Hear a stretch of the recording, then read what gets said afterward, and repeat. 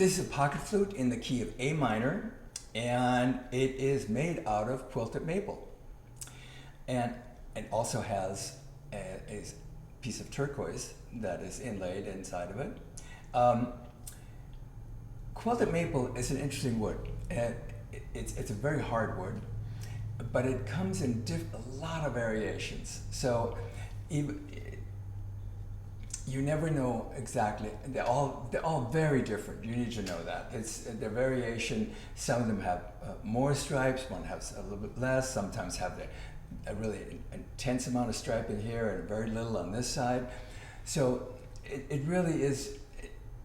It's not predictable. Let me put it to you that way. But they're all very. It's nature's art, as far as I'm concerned. It's just they're all beautiful, no matter what. And it is a 6-hole flute. And here's what it sounds like. By the way, sound, we use no sound enhancement like reverb or recording enhancement, just the natural voice.